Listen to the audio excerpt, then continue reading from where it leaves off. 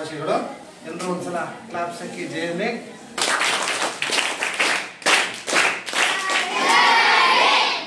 Okay okay. ಇವತ್ತು ನಾವು ನಮ್ಮ ದೇಶದ ರಾಷ್ಟ್ರಧ್ವಜ ಅಲ್ವಾ, ನೋಡಿದ್ರಲ್ವಾ ರಾಷ್ಟ್ರಧ್ವಜ? ನೋಡಿದ್ರ?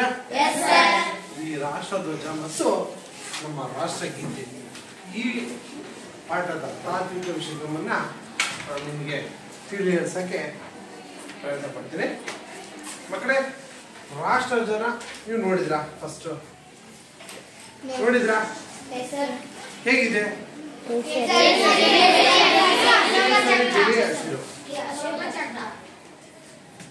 ಇದೆಯಲ್ವಾ ನಮ್ಮ ದೇಶದ ರಾಷ್ಟ್ರಧ್ವಜ? ಗೊತ್ತಿದ್ಯಾ? ಯಾವ ಕಲರ್ ಇದೆ? ಕೇಸರಿ, ಬಿಳಿ, ಹಸಿರು ಮತ್ತೆ ಅಶೋಕ ಚಕ್ರ ಅಂತ ಕರಿತೀರ. ಅಶೋಕ ಚಕ್ರ ಯಾವ ಕಲರ್? ಕಪ್ಪು ಮಿಶ್ರಿತ ನೀಲಿ ಬಣ್ಣ. ಓಕೆ ಅಲ್ವಾ? ನೋಡಿದ್ರಲ್ಲ, ಕೇಸರಿ, ಬಿಳಿ, ಹಸಿರು.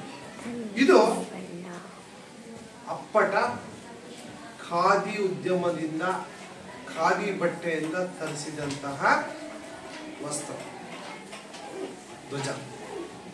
ಖಾದಿ ಅಂದ್ರೆ ನೀವು ಕಾಟನ್ ಅಂತ ಕರಿತೀರಲ್ವಾ, ಹತ್ತಿ ಉಣ್ಣೆಯಿಂದ ತರಿಸಿದಂತಹ ಅತ್ಯುತ್ತಮ ಕ್ವಾಲಿಟಿಯನ್ನು ಯೂಸ್ ಮಾಡಿ ತಯಾರಿಸಿದಂತಹ ಧ್ವಜ ಈ ನಮ್ಮ ರಾಷ್ಟ್ರಧ್ವಜ.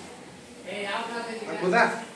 ಈ ನಮ್ಮ ರಾಷ್ಟ್ರಧ್ವಜ ಇದೆಯಲ್ಲ, ಇದು ಇತಿಹಾಸ ನೋಡ್ತಾ ಹೋದ್ರೆ ಮಕ್ಕಳೇ ಬಹಳ ಚಂದ ಇದೆ. ಇತಿಹಾಸ ನೋಡಿದ್ರೆ ತುಂಬಾ ಬಹಳ ಚೆನ್ನಾಗಿದೆ. ನಿಮಗೆ ಅತ್ಯಂತ ಮುಖ್ಯವಾಗಿ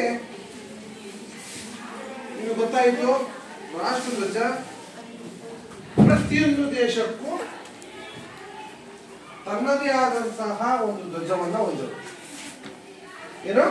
ಪ್ರತಿಯೊಂದು ದೇಶ ತನ್ನದೇ ಆದಂತಹ ಒಂದೊಂದು ರಾಷ್ಟ್ರಧ್ವಜವನ್ನ ಹೊಂದಿದೆ. ಕೇವಲ ನಮ್ಮ ಭಾರತ ದೇಶಕ್ಕಷ್ಟೇ ಸೀಮಿತವಾಗಿಲ್ಲ ಇದು. ಏನ? ನಮ್ಮ ಭಾರತ ದೇಶಕ್ಕಷ್ಟೇ ಸೀಮಿತವಾಗಿಲ್ಲ, ಪ್ರತಿಯೊಂದು ದೇಶಕ್ಕೂ ಇದೆ. ಎಷ್ಟು ರಾಷ್ಟ್ರಗಳು ಅಂತ ಜಗತ್ತಿನಲ್ಲಿ ವಿಶ್ವದಂತಲ್ಲಿ ಇದಾವ, ಅಷ್ಟು ದೇಶಕ್ಕೂ ಸಹ ಒಂದೊಂದು ರಾಷ್ಟ್ರಧ್ವಜ ಇದೆ. ಅರ್ಥಾಯ್ತಾ? ಯಾವ್ದು ತಯಾರಿಸಿದ ಗೊತ್ತಾಯ್ತಾ? ಖಾದಿ ಬಟ್ಟೆ ಇದೆ. ನಮ್ಮ ಧ್ವಜ 3 ಬಣ್ಣವನ್ನು ಒಳಗೊಂಡಿದೆ. ಒಂದು ಕೇಸರಿ, ಬಿಳಿ, ಹಸಿರು ಮತ್ತೆ ಅಶೋಕ ಚಕ್ರ. ಇನ್ನು ಅಶೋಕ ಚಕ್ರದಲ್ಲಿ ನಿಮ್ಗೆ ಗೊತ್ತಾಯಿದೆ 24 ಗೆರೆಗಳನ್ನು ಒಳಗೊಂಡಿದೆ. ಇದು ಕಾಲವನ್ನು ಸೂಚಿಸುವಂಥದ್ದಾಗಿರ್ಬೋದು. ಹೇಗೆ ಚಕ್ರ ತಿರುಗುತ್ತೋ ಅದೇ ರೀತಿ ನಮ್ಮ ಜೀವನ ತಿರುಗುತ್ತೆ ಅನ್ನೋ ಒಂದು ದೃಷ್ಟಿಕೋನನು ಅಶೋಕನ ಒಂದು ಏನು, ನಾನು ಇನ್ನು ಮುಂದೆ ಯುದ್ಧವನ್ನೇ ಮಾಡಲ್ಲ, ಕಾಲಿಂಗ ಯುದ್ಧ ನಂತರ ಅಲ್ಲಾದಂತಹ ಘಟನೆ, ಅಲ್ಲಾದಂತಹ ಸಾವು ನೋವುಗಳು, ಇದರಿಂದ ದುಃಖಿತರಾಗಿ ಇನ್ನು ಮುಂದೆ ನಾನು ಯುದ್ಧವನ್ನೇ ಮಾಡಲ್ಲ ಅಂತ ಹೇಳಿಬಿಟ್ಟು ಇರೋ ಆಸ್ತಿನೆಲ್ಲ ಅವ್ರು ತಮ್ಮಗೆ ಬಿಟ್ಬಿಟ್ಟು ಅವನು ಬೌದ್ಧ ಧರ್ಮವನ್ನು ಸ್ವೀಕರಿಸ್ತಾನೆ. ಅದರ ದ್ಯೋತಕವಾಗಿ ಈ ಅಶೋಕ ಸ್ತಂಭ ಸ್ಥಾಪನೆ ಮಾಡ್ತಾನೆ. ಸಾರನಾಥದಲ್ಲಿ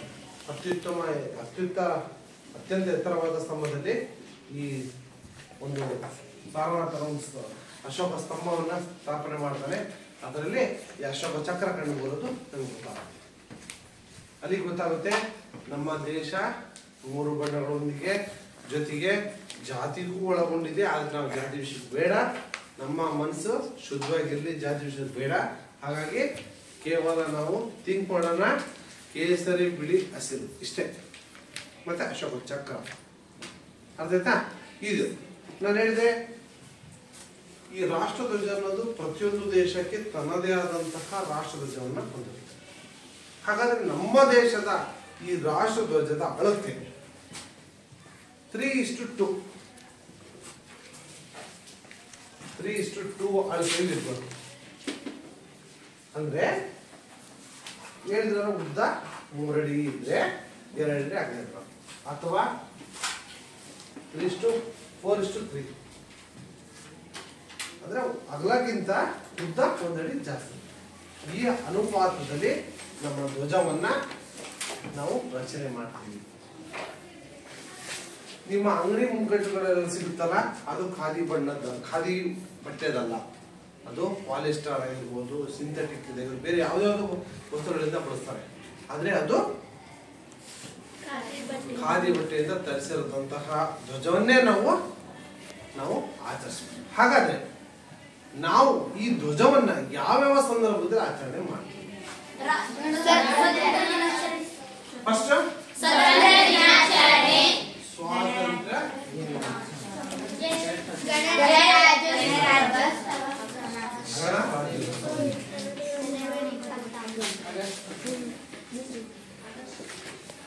ದಿನಾಂಕ ಯಾವುದು? ಆಗಸ್ಟ್ 15. ಜನವರಿ 26.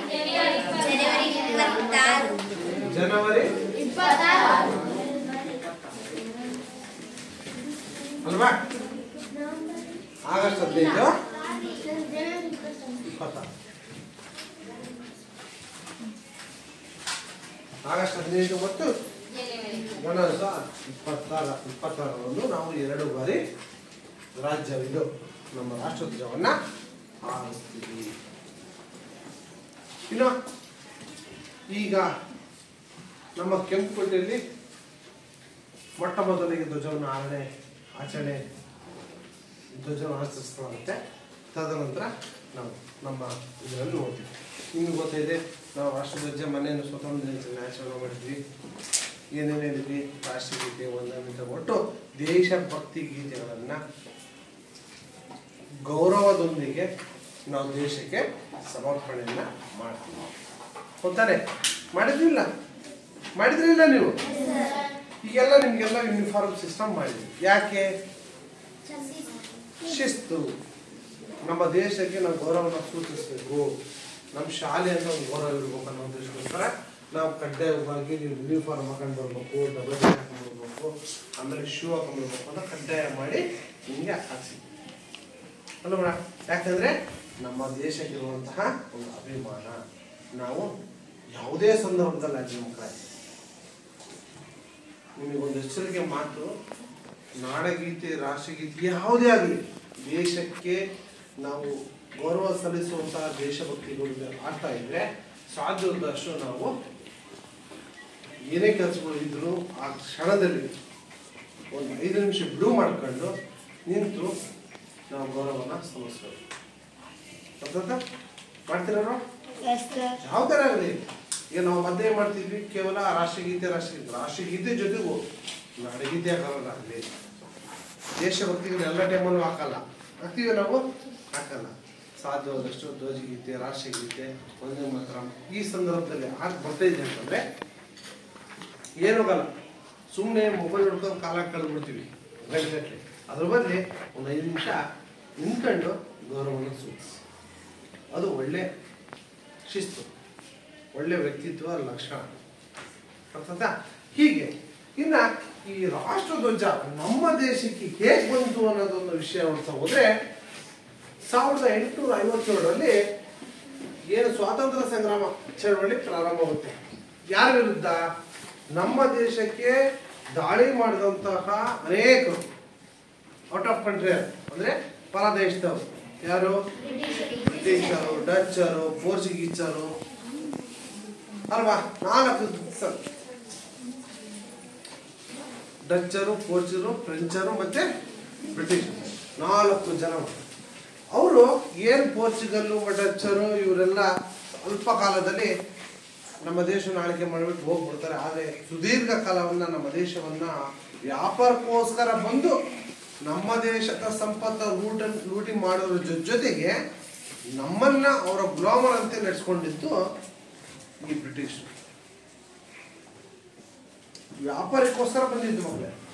ಅಂತ ಸಂದರ್ಭದಲ್ಲಿ ನಮ್ಮ ಮೇಲೆ ದಬ್ಬಾಳಿಕೆ ಮಾಡಿ ನಮ್ಮ ದೇಶದಲ್ಲಿರುವಂಥ ಒಗ್ಗಟ್ಟನ್ನ ಒಡೆದು ಅದಕ್ಕೆ ಕಾಲಕ್ಕೆ ಅವರಿಗೆ ಸಪೋರ್ಟ್ ಮಾಡುವಂಥ ಒಂದು ಕೆಲ ವರ್ಗ, ಈ ಮೇಲ್ವರ್ಗದ ಜನಾಂಗ ಅವ್ರಿಗೆ ಸಪೋರ್ಟ್ ಮಾಡುತ್ತೆ.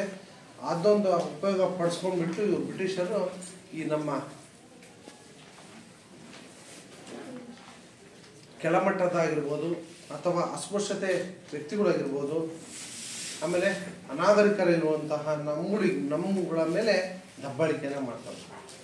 ಇದರ ನಂತರ ಕಾಲಕ್ರಮೇಣ ಇದು ಸುಮಾರು ವರ್ಷಗಳ ನಂತರ ಹೋಗುತ್ತೆ. ಹೀಗೆ 1857ರಲ್ಲಿ ಒಂದು ಯುಗ ಬರುತ್ತೆ. ಏನಪ್ಪ ಅಂದರೆ ಈ ದಬ್ಬಾಳಿಕೆಯನ್ನು ವಿರೋಧಿಸುವಂತಹ ಒಂದು ಕಾರ್ಯಕ್ರಮಗಳು, ಚಳುವಳಿಗಳು ಸ್ಟಾರ್ಟ್ ಆಗ್ತವೆ. ಈ ಬ್ರಿಟಿಷರ ದಬ್ಬಾಳಿಕೆಯನ್ನು ವಿರೋಧಿಸುವಂಥ ಒಂದು ವರ್ಗ ಮೆಲ್ಲೆನೆ ಅಲ್ಲೇ ಸ್ಟಾರ್ಟ್ ಆಗುತ್ತೆ. ಅದರ ಮೊದಲ ಭಾಗವಾಗಿ ಕಂಡುಬರುವಂಥದ್ದು 1857ರಲ್ಲಿ ನಡೆದಂತಹ ಸ್ವಾತಂತ್ರ್ಯ ಸಂಗ್ರಾಮ. ಇಲ್ಲಿಂದ ನಮ್ಮ ದೇಶ, ನಮ್ಮ ಜನ, ನಾವು ಭಾರತೀಯರು ಅನ್ನೋ ಭಾವನೆ ಸ್ಟಾರ್ಟ್ ಆಗ್ತಾ ಹೋಗುತ್ತೆ. ಈ ಚಳುವಳಿಯಿಂದ ಎಲ್ಲ ಜಾತಿಯರಾಗಿರ್ಬೋದು, ಪುರುಷರಿರ್ಬೋದು, ಅಸ್ಪೃಶ್ಯರು, ಒಟ್ಟು ಎಲ್ಲ ವರ್ಗದ ಜನರು ಈ ಚಳುವಳಿಗಳಲ್ಲಿ ಭಾಗವಹಿಸ್ತಾ ನಮ್ಮ ದೇಶದ ಸ್ವಾತಂತ್ರ್ಯಕ್ಕೆ ನಾಂದಿಯನ್ನ ಆಡಿದಂತಹ ಒಂದು ಕಾಲ 1857. ಹೀಗೆ 1857 ನಂತರ ಈ ಚಳುವಳಿನಲ್ಲಿ ನೋಡಿದ್ರೆ ಒಂದು ಸನ್ನಿವೇಶ ಬರುತ್ತೆ. ಏನಪ್ಪಾ ಅಂತಂದ್ರೆ, ನಾವು ಚಳುವಳಿ ಮಾಡಲೇಬೇಕು ಅನ್ನೋದಾದ್ರೆ, ನಮ್ಮ ದೇಶಕ್ಕೆ ನಮಗೆ ಸ್ವಾತಂತ್ರ್ಯ ಬರಲೇಬೇಕು ಅನ್ನೋದಾದ್ರೆ ನಾವು ಚಳುವಳಿ ಮಾಡ್ತೀವಿ. ಆದರೆ ಬರೇ ಕೈಯಿಂದ ಓಡಾಡಿದರೆ, ಬರೇ ಹೀಗೆ ಹೋಗ್ತಾ ಇದ್ರೆ ನಮಗೇನೋ ಲಾಭ ಆಗಲ್ಲ. ನಾವು ನಮ್ಮದೇ ಆದಂತಹ ಒಂದು ಧ್ವಜವನ್ನ ನಿರ್ಮಾಣ ಮಾಡೋಣ, ಎಲ್ಲರ ಕೈಯಲ್ಲೂ ಒಂದೊಂದು ಧ್ವಜವನ್ನಿರಲಿ, ಆ ಧ್ವಜವನ್ನು ಇಟ್ಕೊಂಡ್ಬಿಟ್ಟು ನಾವು ಚಳುವಳಿಯನ್ನ ಆರಂಭಿಸೋಣ ಅಂತ ಹೇಳ್ಬಿಟ್ಟು ಮೊದಲ ಪ್ರಯತ್ನದಲ್ಲಿ ಸ್ಟಾರ್ಟ್ ಆಗುತ್ತೆ. 1906ರಲ್ಲಿ ಮೊಟ್ಟ ಮೊದಲ ಆಗಸ್ಟ್ 7ರಂದು ಮೊಟ್ಟ ಮೊದಲ ಬಾರಿಗೆ ನಮ್ಮ ದೇಶಕ್ಕೆ ಒಂದು ಧ್ವಜವನ್ನ ರಚನೆ ಮಾಡ್ತಾರೆ. ಮೊಟ್ಟ ಮೊದಲ ಧ್ವಜ ನಿರ್ಮಾಣವಾಗುತ್ತೆ. ಆ ಒಂದು ಧ್ವಜ ಕಲ್ಕತ್ತಾದ ವಾರ್ಷಿಕ ಭಾಗ ಅಂತೇಳಿ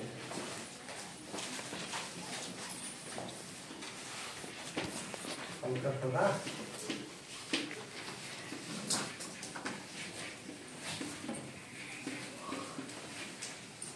1906 ಆಗಸ್ಟ್ 7ರಂದು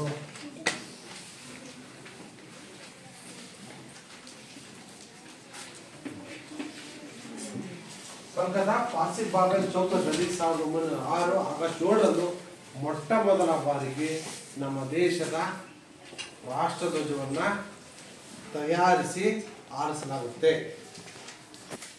ಅರ್ಥ ಆಗ್ತಿದ್ಯಾ? ಗೊತ್ತಾಯ್ತಾ? ಇಷ್ಟಲ್ಲೇ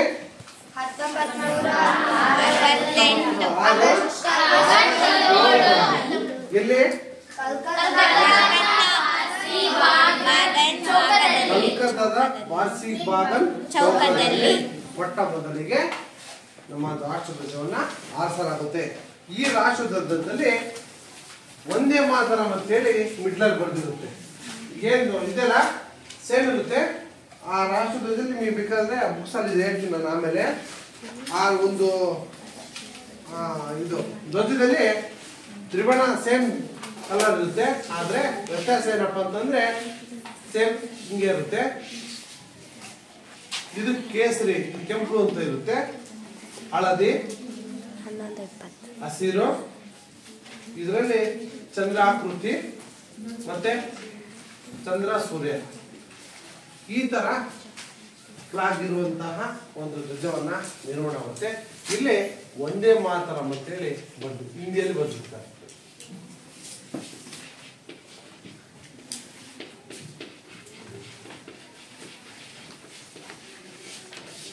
ಕರೆಕ್ಟ್ ಅಲ್ವಾ? ಒಂದೇ ಇದೆ. ನಾವು ಅದಕ್ಕೆ ದಾವತ್ ಮಾಡಿದ್ವಿ. ಒಂದೇ ಮಾತರಂ ಅಂತೇಳಿ ಈ ಹಳದಿ ಪಟ್ಟಿ ಇದೆಯಲ್ಲ, ಹಳದಿ ಪಟ್ಟಿ ಮೇಲೆ ಬರೆದಿರುವಂಥದ್ದು. ಇದು ನಮ್ಮ ದೇಶದ ಮೊಟ್ಟ ಮೊದಲ ರಾಷ್ಟ್ರಧ್ವಜ. ಹಸಿರು, ಹಳದಿ, ಕೆಂಪು ಜೊತೆಗೆ ಇಲ್ಲಿ ಚಂದ್ರ ಮತ್ತೆ ಸೂರ್ಯ, ಇಲ್ಲಿ ಇಷ್ಟು 2 4 6 8 ಇರುವಂತ ಅರ್ಧ ಚಂದ್ರ ಆ ತರ. ಜೊತೆಗೆ ಈ ಹಳದಿ ಮೇಲೆ ಒಂದೇ ಮಾತರಂ ಅನ್ನೋ ಚಿತ್ರ ಕಂಡು ಬರುತ್ತೆ.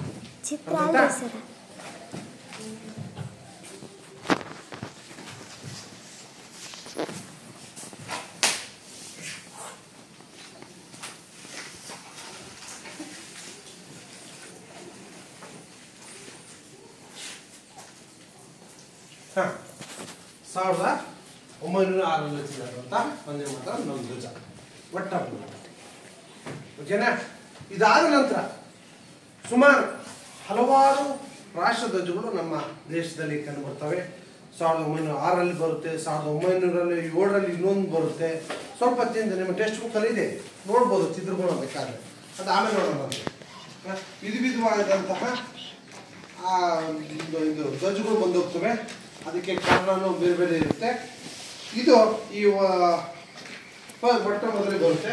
ತದನಂತರ 1907ರಲ್ಲಿ ಸುಚೀಂದ್ರ ಪ್ರಸಾದ್ ಬೋಸ್ ಮತ್ತು ಸುಕುಮಾರ ಮಿತ್ರ ಅಂತ ಹೇಳಿ ಇವರು ಸಹ ಚಳವಳಿಯಲ್ಲಿ ಭಾಗವಹಿಸಿದಂತಹ ಅವತ್ತಿನ ಕಾಲದ ಅತ್ಯುತ್ತಮ ಹೋರಾಟಗಾರರು ಅಂತೇಳಿ ಬರೀಬಹುದು.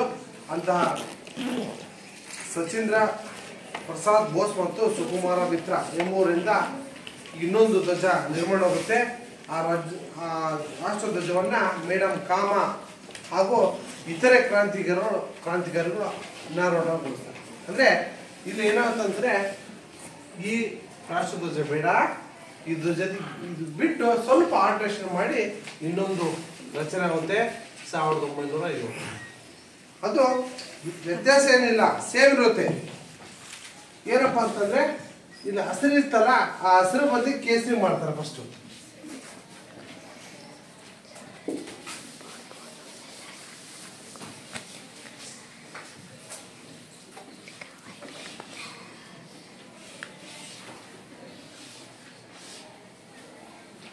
ಕೇಸರಿ, ಹಳದಿ, ಹಸಿರು ಸೇಮ್.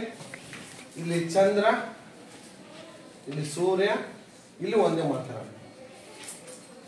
ಸರ್ ಮ್ಯಾಗ್ರಿ ಕೇಸರಿ ಮ್ಯಾಗ್ರಿ ಇದು ಚೇಂಜ್ ಆಯ್ತಂತೆ. ನಾನು ಹೇಳಿದಲ್ಲ 1906ರಲ್ಲಿ ರಚನೆ ಆಗಿರೋದು ಹಸಿರು, ಹಳದಿ, ಕೆಂಪು. 1907ರಲ್ಲಿ ರಚನೆ ಆಗುತ್ತಲ್ಲ ಆ ಧ್ವಜ ಕೇಸರಿ, ಹಸಿರು ಹಳದಿ, ಹಸಿರು. ಜೊತೆಗೆ ಈ ಭಾಗ ಇಲ್ಲಿ ಚಂದ್ರ ಇಲ್ಲಿದೆ, ಈ ಭಾಗದಲ್ಲಿ ಇಲ್ಲಿದೆ. ನಂತರ ಸೂರ್ಯ ಮಿಡ್ಲಲ್ಲಿ. ಓಕೆ, ಇಲ್ಲೇನು ಸ್ಟಾರ್ಸ್ ಇದವಲ್ಲ, ಆ ಸ್ಟಾರ್ಸ್ ಇದೆ. ಅಲ್ಲಿ ಕೇವಲ ಹಿಂಗೆ ಅರ್ಧ ಚಂದ್ರ ತರ ಇತ್ತು, ಇಲ್ಲಿ ಸ್ಟಾರ್ಸ್ ಬಂದವು. ಅವೇ 8 ಸ್ಟಾರ್ಸ್ಗಳು ಬಂತು. ಅರ್ಥಾಯ್ತಾ? ಇದು ಸುಚೀಂದ್ರ ಪ್ರಸಾದ್ ಮತ್ತೆ ಸುಮಿತ್ರ ಸುಕುಮಾರ ಮಿತ್ರ ಅಂತ ಹೇಳಿ 1907ರಲ್ಲಿ ರಚನೆ ಆದಂತು. ಇದು 1906 ಮೊಟ್ಟ ಮೊದಲವಾಗಿ. ಇದು 7. ತದನಂತರ ಮತ್ತೆ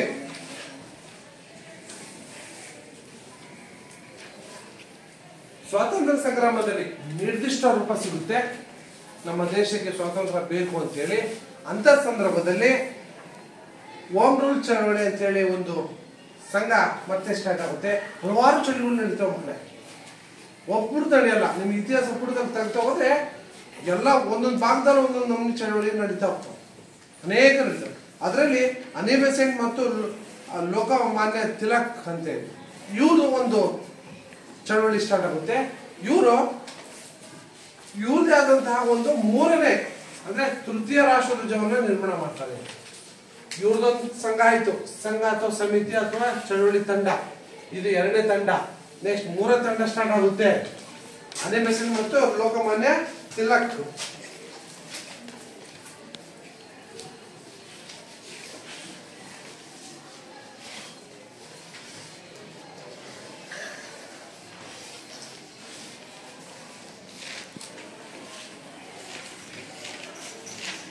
ನಿಮ್ಮ ಟೆಕ್ಸ್ಟ್ ಬುಕ್ ಅಲ್ಲಿ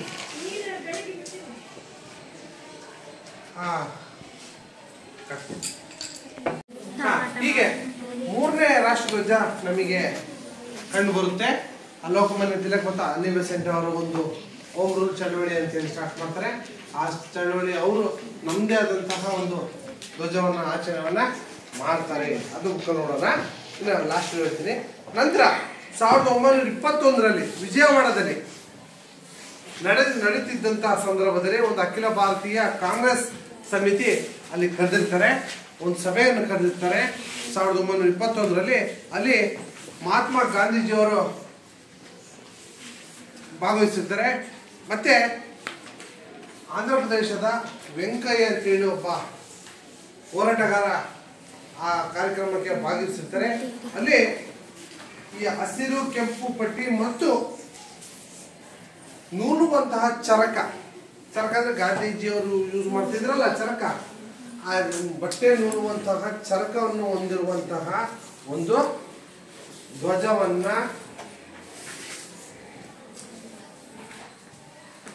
ಗಾಂಧೀಜಿಯವರು ಬಿಳಿ ಬಣ್ಣವನ್ನು ಸೇರಿಕೊಳ್ಳುವಂತೆಯೇ ಆ ಸಲಹೆಯನ್ನು ಕೊಡ್ತಾರೆ. ಅಂದ್ರೆ ಗಾಂಧೀಜಿಯವರದ್ದು 1921ರಲ್ಲಿ ಒಂದು ಸಮಾವೇಶ ಕರೀತಾರೆ, ಆ ಕಾಂಗ್ರೆಸ್ ಸಮಿತಿಯ ಸಮಾವೇಶ.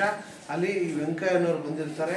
ಈ ವೆಂಕಯ್ಯವರು ಒಂದು ಧ್ವಜವನ್ನ ನಿರ್ಮಾಣ ಮಾಡ್ಕೊಂಡು ತಂದಿರ್ತಾರೆ. ಅದು ಏನಾಗಿರ್ತದಪ್ಪ ಅಂದ್ರೆ ಹಸಿರು ಕೆಂಪು ಮತ್ತೆ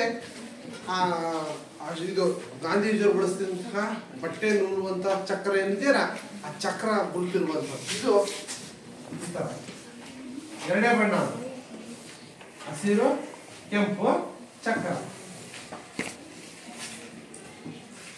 ಈ ತರನಾಗಿ ಇರುವಂತಹ ಒಂದು 4ನೇ 1921ರಲ್ಲಿ ಈ ಧ್ವಜ ವೆಂಕಯ್ಯ ಅವರು ನಿರ್ಮಾಣ ಮಾಡ್ತಾರೆ.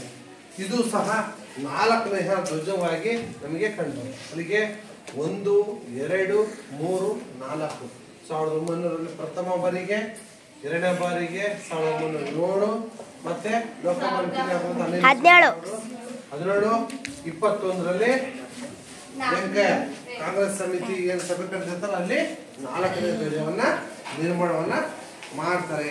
ಹೀಗೆ ನಂತರ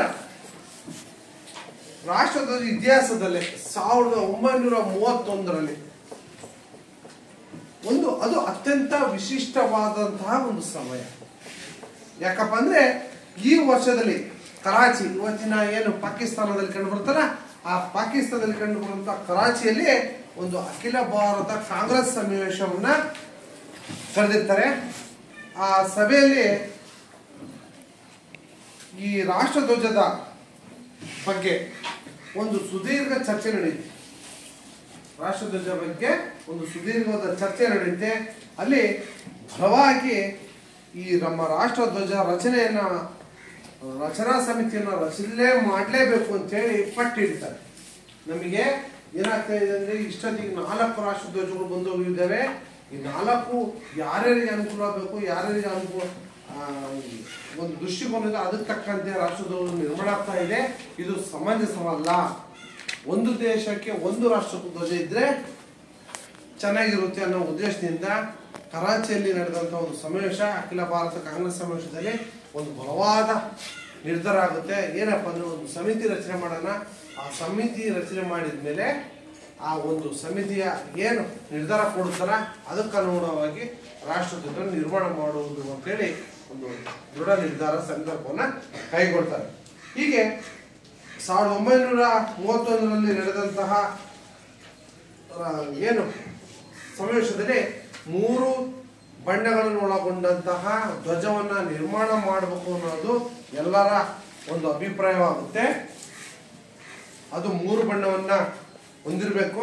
ಮತ್ತೆ ಏನು ಸಮಗಾತ್ರದ ಸಮ ಬಣ್ಣವನ್ನು ಹೊಂದಿರುವಂತಹ, ಮಧ್ಯದಲ್ಲಿ ಬಿಳಿ ಪಟ್ಟಿಯನ್ನೇ ಹೊಂದಿರುವಂತಹ, ಕೆಳಗಡೆ ಹಸಿರು ಪಟ್ಟಿ, ಮೇಲೆ ಕೇಸರಿ ಪಟ್ಟಿಯನ್ನು ಹೊಂದಿರುವಂತಹ ಇರಲೇಬೇಕು ಅಂತ ಹೇಳಿ ಕಡ್ಡಾಯ ಆಗುತ್ತೆ. ಅದಕ್ಕೆ ಅನುಗುಣವಾಗಿ ಅಂದ್ರೆ ನೀವು ನೋಡಿದ್ರಿ ರಾಷ್ಟ್ರಧ್ವಜವನ್ನ 3 ಸಮಪಾಲವಾಗಿದ್ದಾವೆ.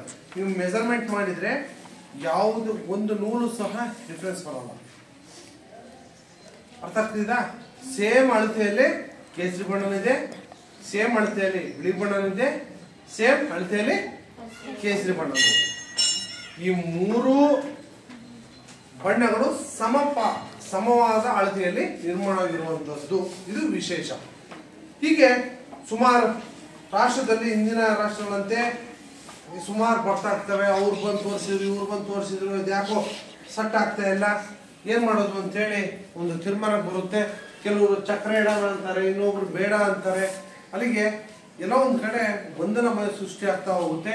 ಇಂಥ ಸಂದರ್ಭದಲ್ಲಿ ಯಾವುದು ಬೇಡ, ಇದಕ್ಕೊಂದು ಪರ್ಮನೆಂಟ್ ಆದಂಥ ಒಂದು ವಿಶೇಷವಾದ ಒಂದು ನಾವು ಅಂತೇಳಿ ಒಂದು ಸಭೆ ಸೇರಿಸ್ಬಿಟ್ಟು ಪಿಂಗಾಲಿ ವೆಂಕಯ್ಯ ಅಂತೇಳಿ ಅವರು ಮೂಲತಃ ಆಂಧ್ರ ಪ್ರದೇಶದವರು, ಅವರು ನಿರ್ಮಾಣ ಮಾಡಿದಂತಹ ಒಂದು ಧ್ವಜವನ್ನ ಅಲ್ಲಿ ತರಲಾಗುತ್ತೆ. ಅದೇನಪ್ಪ ವಿಶೇಷಪ್ಪ ಅಂದ್ರೆ, ಇದು ವಿಶೇಷ 1931ರಲ್ಲಿ ನಡೆದಂತಹ ಅಖಿಲ ಭಾರತ ಕಾಂಗ್ರೆಸ್ ಸಮಿತಿಯ ನಂತರ ರಚನೆ ಆದಂತಹ ಒಂದು ಧ್ವಜ ಏನಿದೆಯೋ ಇದು ಇದರ ವಿಶೇಷ ಏನಪ್ಪ ಅಂದ್ರೆ, ಇದನ್ನ ಬೆಂಗಾಲಿ ವೆಂಕಯ್ಯ ಅನ್ನೋರು ಇದು ರಚನೆ ಮಾಡ್ತಾರೆ. ಇದರ ವಿಶೇಷ ಏನಪ್ಪ ಅಂದ್ರೆ, ಕೇಸರಿ, ಬಿಳಿ, ಹಸಿರು ಈ 3 ಬಣ್ಣವನ್ನು ಹೊಂದಿದೆ. ಜೊತೆಗೆ ಅಶೋಕನ ಸ್ತಂಭವನ್ನ, ಅಶೋಕದ ದ್ಯೋತಕವಾಗಿ, ಅಹಿಂಸದ ದ್ಯೋತಕವಾಗಿ ಚಕ್ರ ಇದು ಇರಲಿ ಅನ್ನೋದೇ ಒಂದು ಎಲ್ಲರ ಸಮ್ಮುಖದಲ್ಲಿ ಈ ನಮ್ಮ ರಾಷ್ಟ್ರಧ್ವಜ ನಿರ್ಮಾಣವಾಗುತ್ತೆ. ಒಕ್ಕೆ ಸಿಗುತ್ತೆ. ಫಸ್ಟ್ ಒಕ್ಕೆ ಸಿಕ್ಕಿದಾದ್ಮೇಲೆ ಇದನ್ನ ತಯಾರಿ ಮಾಡೋದಕ್ಕೆ ಎಲ್ಲ ಸಭೆಯ, ಎಲ್ಲ ಪಕ್ಷದವರ, ಎಲ್ಲ ರಾಜಕೀಯ ಎಲ್ಲ ವಿಷಯದಲ್ಲಿ ಎಲ್ಲರ ಒಪ್ಪಿಗೆ ಸಿಗುತ್ತೆ. ಫೈನಲ್ ಆಗಿ ನಮ್ಮ ರಾಷ್ಟ್ರಧ್ವಜ ರಚನೆ ಆಗುತ್ತೆ. ಓಕೆ, ಈ ರಾಷ್ಟ್ರಧ್ವಜವನ್ನ ಮೊಟ್ಟ ಮೊದಲ ಬಾರಿಗೆ ದೆಹಲಿಯ ಕೆಂಪು ಕೋಟೆಯಲ್ಲಿ, ಇಲ್ಲಿ 1947 ಆಗಸ್ಟ್ 15ರಂದು ನಾವು ಹೇಳ್ತೀವಿ ನಿಮಗೆ ಸ್ವಾತಂತ್ರ್ಯ ಯಾವಾಗ ಸಿಕ್ತು ಅಂತ. 1947ರಲ್ಲಿ ನಿಮ್ಗೆ ಸ್ವಾತಂತ್ರ್ಯ ಸಿಕ್ತು. ಆ ಸಂದರ್ಭದಲ್ಲಿ ನಮ್ಮ ರಾಷ್ಟ್ರಧ್ವಜ ನಿರ್ಮಾಣವಾಗಿರುತ್ತೆ.